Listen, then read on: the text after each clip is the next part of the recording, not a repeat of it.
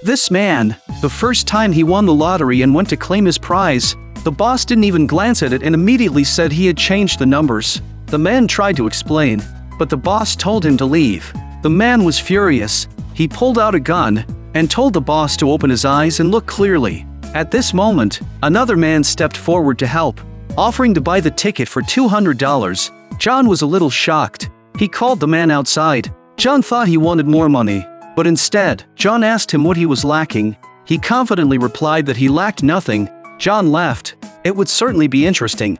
You need to remember, Jack, this is your choice. You chose this. These words left Jack very confused, but he didn't take it to heart. What Jack didn't expect was, the next day he woke up in an unfamiliar bed, with his first love from 13 years ago lying next to him. Before he could process it, two kids jumped onto the bed, constantly calling him Dad. Jack was terrified. What was going on? He ran out frantically, but when he returned to his apartment, he was stopped by the security guard. Former neighbors also looked at him as though he was a stranger. Are you still joking with me? Do you need me to call the police? I can help you. I'm the one who should be calling the police. We can help you find a shelter to live in. Jack then went to his company, but no one recognized him. The position of general manager now had his employee's name on it. Jack angrily walked out of the office building, when suddenly a car stopped in front of him. Upon a closer look, the man who had sold him the ticket was inside. He told Jack this was a parallel world, and here, he could find what he truly lacked. Whether he could return or not depended on himself. Jack seemed to understand something.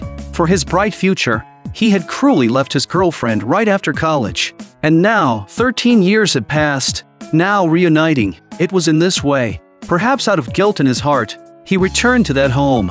Lucy had been desperately looking for him all day. Jack looked at the familiar yet strange woman before him, and suddenly had the thought of staying. But that thought quickly vanished. In this world, he didn't have his own closet, only cheap clothes. Even the house he lived in still had an outstanding mortgage. But that wasn't even the worst part. One day, Jack was woken by the sound of his son crying. He groggily complained to Lucy, only to be told that it was his turn to take care of the kids this week. Jack had no choice but to endure it, but changing a diaper nearly drove him crazy. Fortunately, he had a sensible daughter, and under her guidance, he sent his son to daycare and his daughter to winter camp. The only thing that gave him some comfort was that this world's Jack owned a small tire shop and was somewhat of a small business owner. But as soon as he Saturday down in his office, the bills he casually flipped through gave him a headache. He looked at the photo of him and Lucy on the wall, privately relieved that his original decision had been right. Now, all he wanted was to get back to his own world, but the black man never appeared again. And so, Jack lived lazily for a month, until one day he found the former boss. He knew the opportunity had finally come. He had already figured out the boss's character, and with his talent in finance, the boss quickly invited him to join. He even offered him a downtown apartment if Jack agreed to work for him. Jack was thrilled and accepted the boss's offer.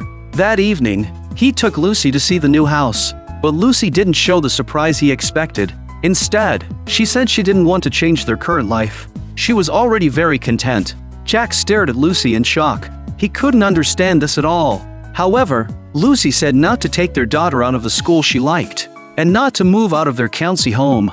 We can finally live a happy life. People are already envious of us. Jack sadly returned home, but accidentally discovered a plane ticket.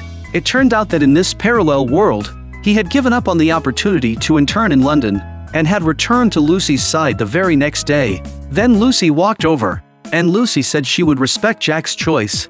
If you insist on doing this job, I'll bring the kids and go with you. I love you. This is more important than living there. I want us to always be together. Faced with the decision between career and family, Jack fell into deep thought. The next morning, Lucy woke up and saw Jack playing in the snow with her daughter. Lucy smiled. She knew Jack had made his choice, but the black man who had sent him here also knew it.